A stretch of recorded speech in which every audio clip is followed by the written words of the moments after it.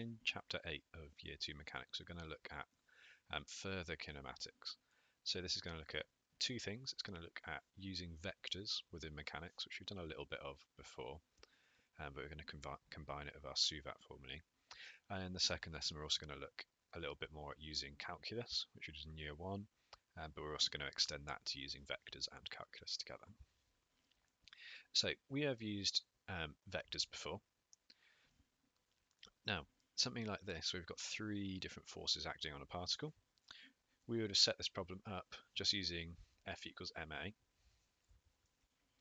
So we would say 2, 4 plus minus 5, 4 plus 6 minus 5, because this is the sum of all of my forces, equals ma, and the mass is 3, and we want to find the acceleration a. Then we could combine all these vectors together. So we've got, what's that, 3, and then 8 minus 5 is also 3. So we've got 3, 3 equals a, or 3a actually. And then we can divide by 3. So we then get the acceleration as a vector would be 1, 1. Okay, and then we might then go on to find the direction and the magnitude of that. So in this case, it's obviously quite straightforward. So we've got 1 across and 1 up. So it's accelerating like that. So the magnitude of a is 1 squared plus 1 squared square rooted. Well, that's obviously root 2 meters per second squared. And the direction, this angle in here, here we can tell what it is straight away, but to work it out, if we were going to calculate it, if it was slightly trickier numbers, we could do inverse tan of opposite over adjacent. That's something that we've done lots of times now in various different bits of maths. Okay, and so we then get 45 degrees. Now, as well as using F equals ma, we can actually also apply this kind of thinking to SUVAT formulae. Because most of the quantities in SUVAT formulas are vectors. So velocity, we can express that as a vector. This is also a velocity. Acceleration, we can describe as a vector. Time, we can't. Time is just a scalar. Displacement, that's a vector. Okay. So most of these quantities, apart from time, we can describe as a vector. Okay. Now, there's also another one which is quite useful to use when we're working in vectors. And it's this one here, S, so your displacement, equals S0. So this is like your old position, or your starting position. So I'm going to write starting position. So if we take your starting position plus VT, okay, so plus velocity times time, which again gives you a displacement, that is going to give you your current position. Which I suppose you might say, well, that's kind of obvious, I guess, in a way, because wherever you start, plus velocity times time, that's where you end up. But it's just quite useful to have a formalized equation. Okay, you will quite often see it as well written with r instead. For some reason, when we deal with vectors in mechanics, they quite like to describe displacement as r. I'm not really sure why. So it'd be r0 plus vt. Okay, so you might see that as well. Okay, so this first example. So a particle starts from the point with position vector 3, 7. So we can say that S0 is 3, 7. It moves with constant velocity. Okay, so that means that A is 0. Or we could write 0, 0 as a vector. And it's got a constant velocity of 2 minus 1. Okay, and this is actually something that I forgot to mention on the last one. This only applies when we've got a constant velocity. Okay. I had written it here, but I forgot to mention it. So it only applies at constant velocity. Because obviously if the velocity is changing, the rate at which you're moving away from your starting point is getting quicker and quicker and quicker, so it becomes a bit more complicated. So let's use that equation. S equals S0 plus Vt. So find the position vector of the particle 4 seconds later. So its new position is going to be at starting point plus 2 minus 1 times 4 seconds. So we've got 3 plus 2 times 4, which is 11. And then we've got 7 minus 1 times 4. So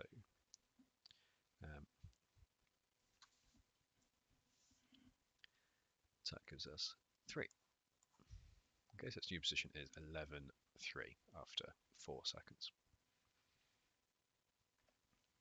Part B, find the time at which the particle is due east of the origin. So what we mean by due east, if we draw just some like coordinate axes, so it's starting at the origin here, and due east, obviously north, east, south, west. So we want any of these points here. So when is it along here somewhere? Now these points, they have got no j component, but they have got some kind of positive I component. Okay. So what we can say is we say that all of these positions here, it could be 1, 0, it could be 2, 0, it could be 100, 0. They all look like that. So the way that I would write that is the position is n times 1, 0, where n is just any number, okay, or any positive number in this case. So n times 1, 0, well, that is a line parallel to 1, 0, so parallel to that. So I want the position to be S0, which is 3, 7, plus VT, so plus 2 minus 1, lots of t, and now I've just got to find out what t is. So I get two equations here. The top, I get n equals 3 plus 2t, and the bottom, I get 0 equals 7 minus t.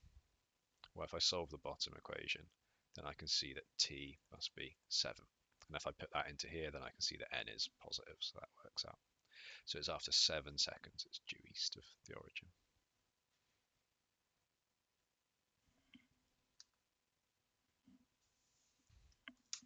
Okay, for this next one. So a particle has velocity minus 3,1 at time t equals 0. So this is talking about an initial velocity of minus 3,1 at time t equals 0. The particle moves with constant acceleration 2, 3. Find the speed of the particle, so we want the final velocity, and the bearing on which it is travelling at time t equals 3. So we're looking at t equals 3. So looking at those variables we've been given, so we're going to use v equals u plus a t. Okay. So v is minus 3,1 plus 2, 3 times 3. If we work that out, we get at 310 meters per second. So that means it is moving, or moving at 3 meters per second right and 10 meters per second up. Like that. So overall, it's traveling like that. So the speed, so that's the length of this hypotenuse. It's going to be 3 squared plus 10 squared square rooted, which gives you 10.44 meters per second. Now we've got to give the bearing. So remember, the bearings are measured from north, so we want to find that angle there. But first, let's just find this angle in here, because that's a bit easier to find. So we can do inverse tan of opposite, which is 10, over adjacent, which is 3. So I get 73.3 degrees, which is this angle here. But I want this bearing here measured from north, so it's going to be 90 minus that. So that would be 16.7 degrees from north. Okay, there we are.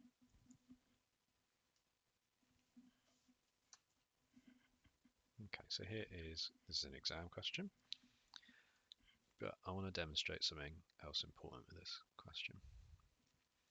So particle P moves with acceleration 1 minus 2, so let's just jot that down. So 1 minus 2. At time t equals 0 seconds, the particle is at the point A with position vector 2, 5, so its initial displacement is 2, 5. However, we're not going to be able to use that equation s equals s0 plus vt, because this is only for constant speed, but we've got an acceleration. Okay, so we're not going to be able to use that equation. And it's moving with velocity u, so u is just vector u. At time t equals 3, so when t equals 3, point P is at the point B with position vector minus 2.58. So when t is 3, the displacement is minus 2.58. and we've got to find u. Now, looking at just the variables we've been given here, we can use s equals ut plus half at squared.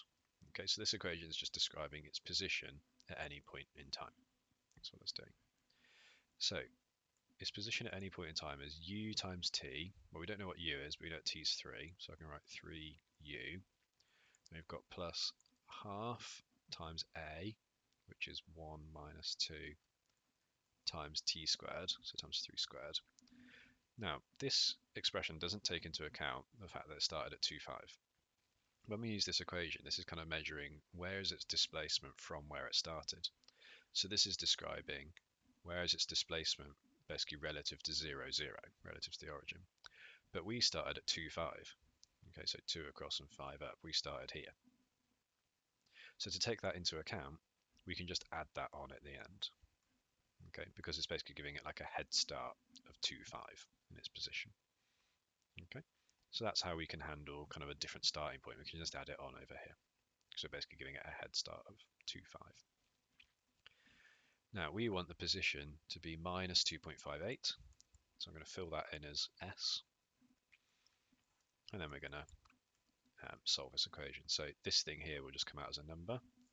So half times 1 times 3 squared, that is just 4.5. Half times minus 2 times 3 squared, that is minus 9. And then plus 2, 5. Okay. And then we can solve this equation. So I could do minus 2.5 minus 4.5 minus 2. So that gives me minus 9. And 8 plus 9 minus 5 gives me 12. So I get that. And then just to solve that, I can divide it all by 3. So I get minus 3, 4 as the velocity. And the question just asks for u written in bold, so that is a vector. So we don't need to find the magnitude and angle, we can just leave it like that. Okay. As an alternative to this, so rather than adding 2.25 onto the end, what we could have done is we could have worked out, well, how far is it from 2.5 to this? So it would be minus 4.53 would be the difference. I could fill that in. But you would actually get to the same result. When I get to here, if I then take away 2.5 from both sides, then I would end up with exactly that anyway.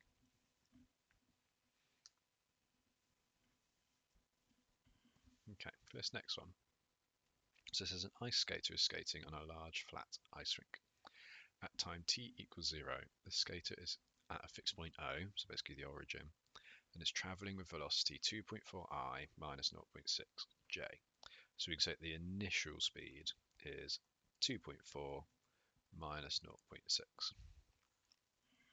At time t equals 20, so when t equals 20, the skater is travelling with velocity, so their final velocity is minus 5.6 and 3.4, like that. Okay. Relative to the origin, the skater has position S at time t. Modelling the ice skater as a particle with constant acceleration, find the acceleration of the ice skater. So A is just, we don't know, A. That's what we've got to work out. So to find the acceleration, first of all, we've got v, u, a, and t. So you can use v equals u plus at. So that's minus 5.6, 3.4 equals 2.4 minus 0.6 plus 20 times a. Okay. And then if I work that out, so I can do minus 5.6 minus 2.4 and 3.4 plus 0.6 and then divide that by 20. You will get an acceleration of minus 0.4, 0.2 meters per second squared. Okay. And for part B, an expression for the displacement in terms of t. Well, we've only got a couple of those, so I'm going to go for S equals ut plus half at squared. This tends to be the kind of go-to equation for describing the displacement of a particle with constant acceleration. Okay. So we've got u and we've got a, so we can definitely fill in all these variables. So S, its displacement at any point in time, is ut, so that's 2.4 minus 0.6 t plus half at squared. So if I half this a now, that would be minus 0.2, 0.1 times t squared. Okay, and we're not told what its starting position is, it just says relative to the origin, relative to the start point, so we don't need to like add on a starting position here. Okay. Part C, the time at which the skater is directly northeast of the origin. So northeast, that is any of these points here, right? Exactly halfway between north and east. Now, that wasn't a very good line, was it?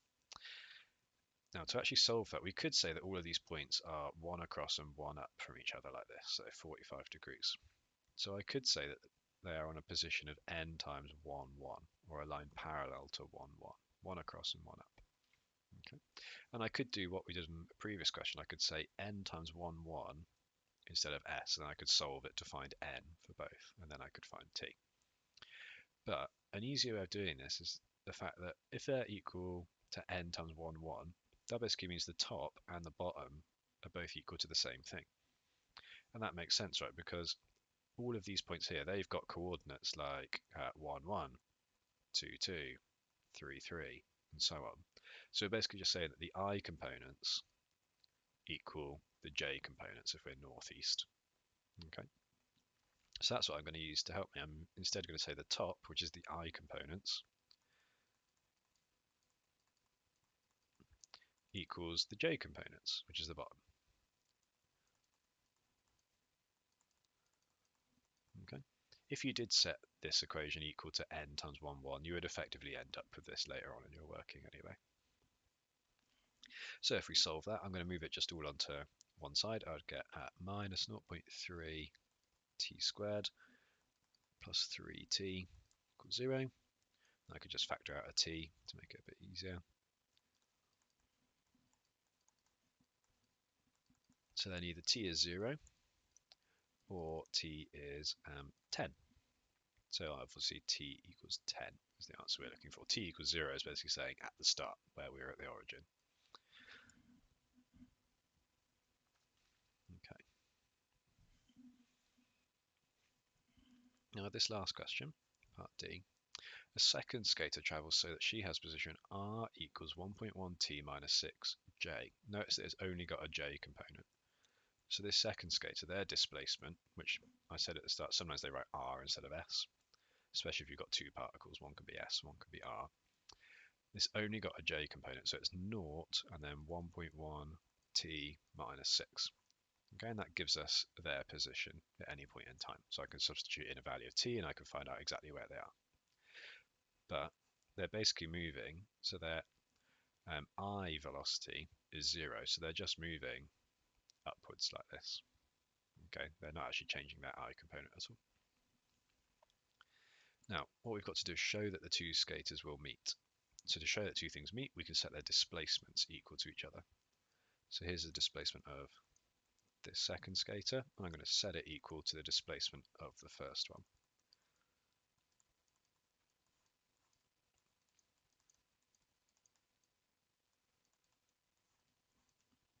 Okay, similar idea to what we do in pure, finding where two lines intersect. We just set the two things equal to each other to find where they meet. So this gives us basically two different equations. So we've got the top, which is the I components. So we're basically working out when are their I components the same. So we've got 0 equals 2.4t minus 0.2t squared. Okay.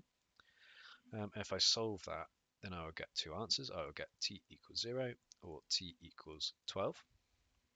So obviously at the start, their I components are the same because they both start at the origin.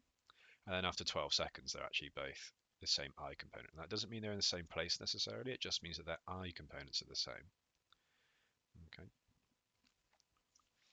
So it just means that horizontally they are in the same kind of plane. So perhaps there would be, maybe if something was here, then the other particle was there.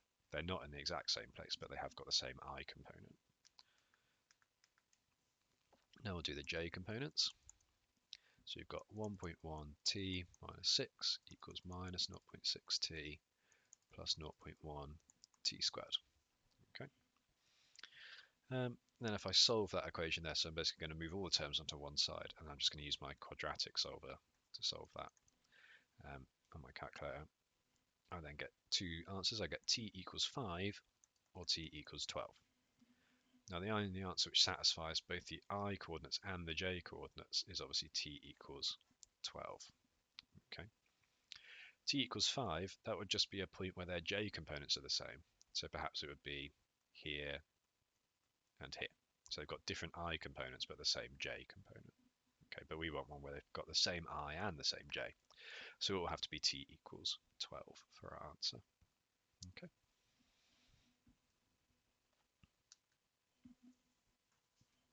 So here I've got an example which is about projectiles, which is obviously something we've studied previously.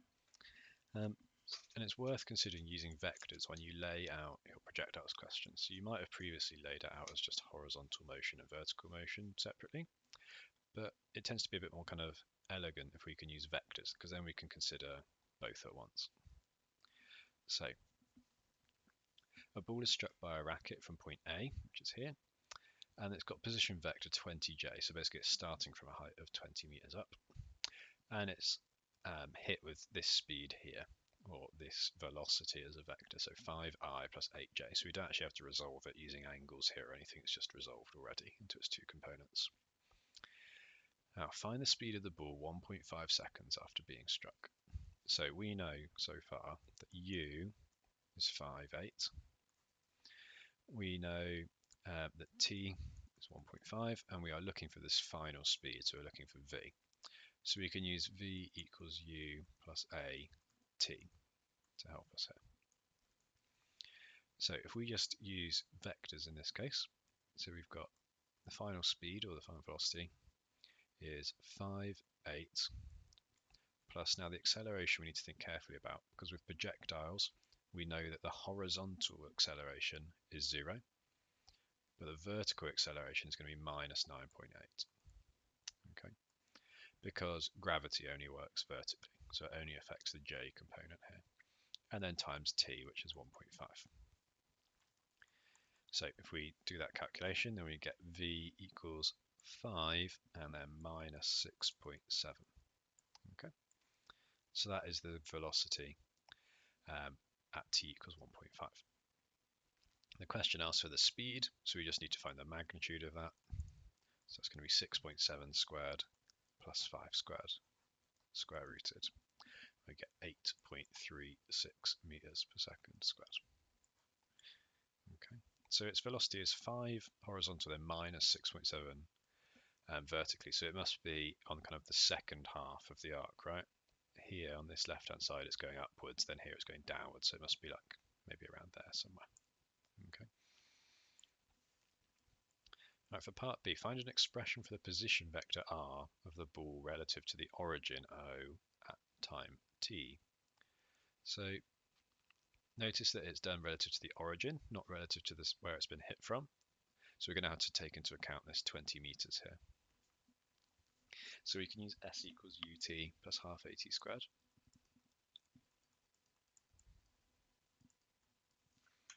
So its position is going to be ut, so that's 5/8 times t, plus half a. So I'm going to apply the half a now. So horizontally we've got 0 acceleration. Vertically it's going to be minus 4.9 times t squared. Okay. Now this so far describes where it is from where it's been hit. But if we're doing it relative to O, then we basically got to give it a head start of 20 meters up. So you can just add on 0, 20.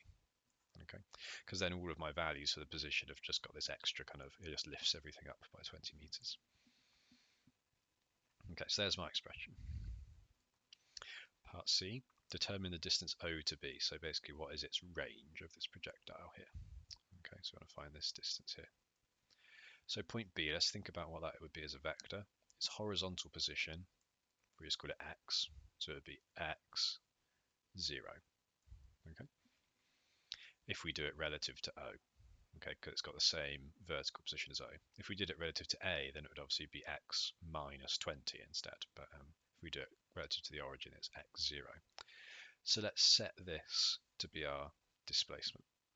So we're going to have x, 0 equals 58t plus 0 minus 4.9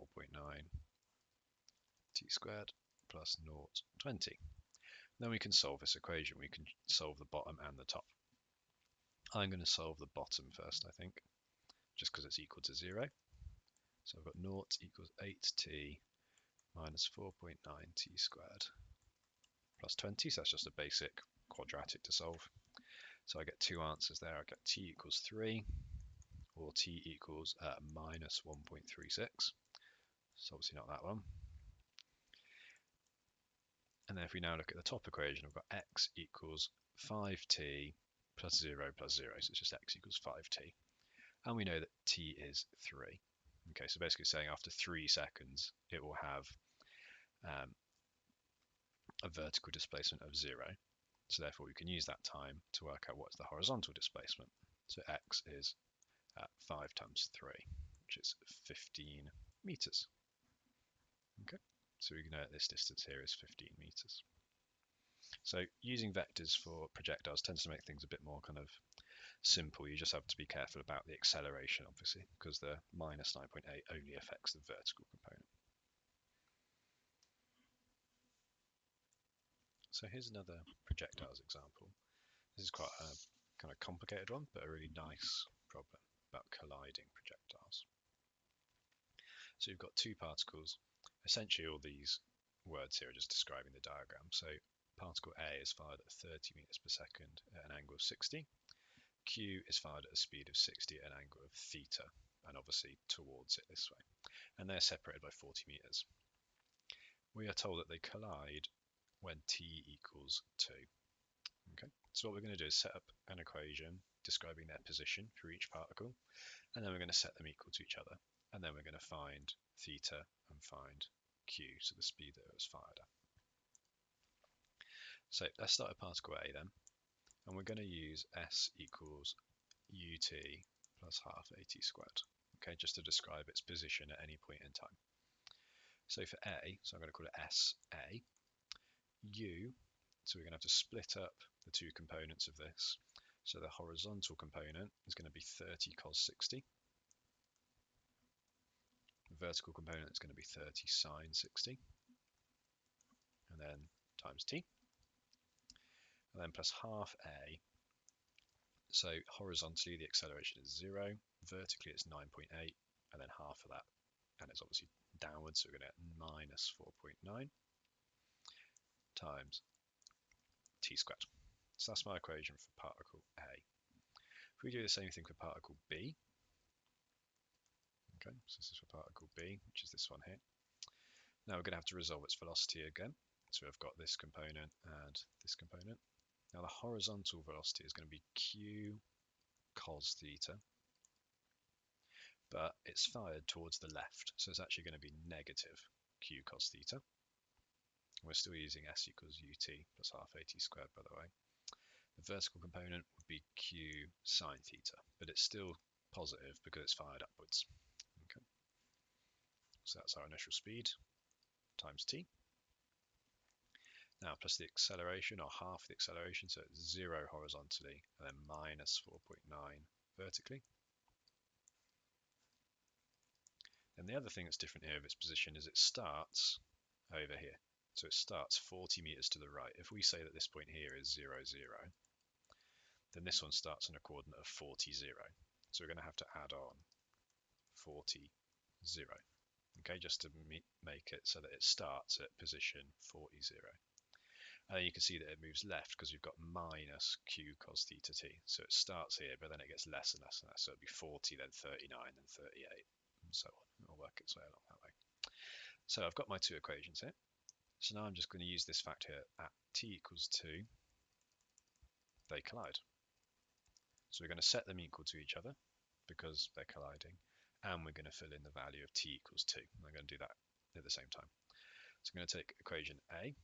So I've got 30 cos 60, 30 sine 60 times 2 plus 0 minus 4.9 times t squared, so times 2 squared. And that equals this equation here. minus q cos theta, then q sine theta, and that needs to be times by 2, plus 0 minus 4.9 lots of t squared, so times 2 squared, plus 40, 0. Okay, and now I just need to see if I can try and simplify that to get some equations for q and theta. So at this point, I am now going to work with the top and bottom separately, I think. So just looking at the top equation, 30 cos 60 times 2, and then this bit's 0, so we're just going to end up with 30, because 30 cos 60, and then times 2, that gives me 30. On the right-hand side, I would get minus 2q cos theta, and then plus 40. And if I rearrange that, I can get 5 equals q cos theta. So I've got an expression for q cos theta now. If I do the bottom, or this is the j components, I've got 30 sine 60 times 2. So that's going to be 30 root 3. I'll do that on my calculator. Now I've got minus 4.9 times 4, or 2 squared. So that gives me minus 19.6. Now on the right hand side, I've got 2q sine theta. And then I've got minus 4.9 times 2 squared again. So that's minus 19.6, and then it's plus 0. Okay. Now if I try and rearrange that, I could get rid of these minus 19.6's on both sides. So I could add 19.6 to both sides, and then I could divide by 2 to get an expression for q sine theta. So 15 root 3 is q sine theta. Okay. So now I've got these two equations. I've got q cos theta and q sine theta. And we've solved equations like this quite a few times before.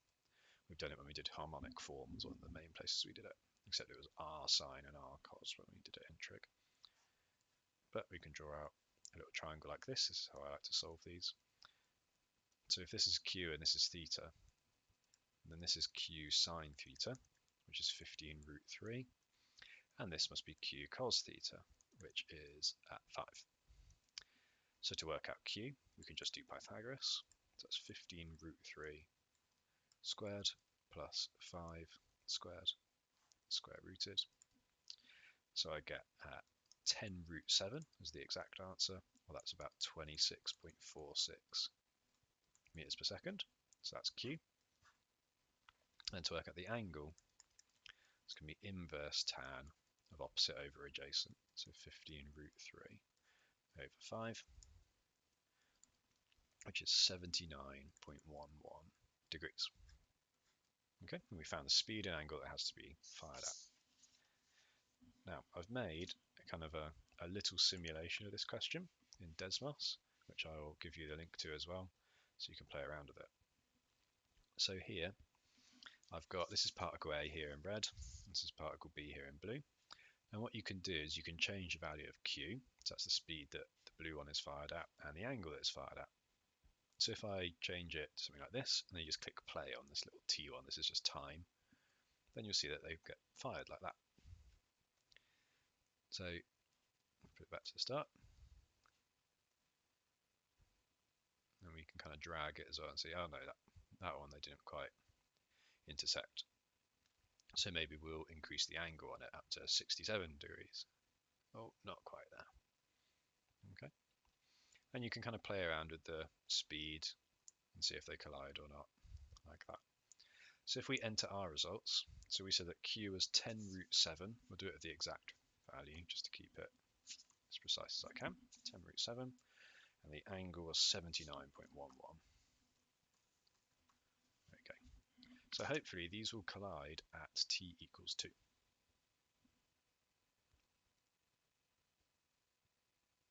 There we go. T equals 2, you can see they collide like that. Okay. So there'll be lots of other angles and velocities that you can make them collide at. So for example, if I change the speed to, let's just say 20. Okay. If I change the angle appropriately, I should be able to actually make these collide. Okay. It's just a matter of kind of playing around with it until it works. But they won't collide at t equals 2, which was the specific case that we were looking at. So I'll send you the link to this underneath the video, and you can have a play with that as well. But yeah, hopefully you can see that vectors make setting up these equations quite, I wouldn't say straightforward, but a bit more elegant perhaps, a bit neater solution. Okay, so there's two exercises that you can have a go at for this lesson. 8a is just about using vectors. So that's mostly just SUVAT and problems about, tends to be kind of boats moving in a certain direction at a speed and things like that. Or 8b, which is about projectiles. I'd suggest you maybe do a little bit of both, probably just focusing on the exam style questions of each of those.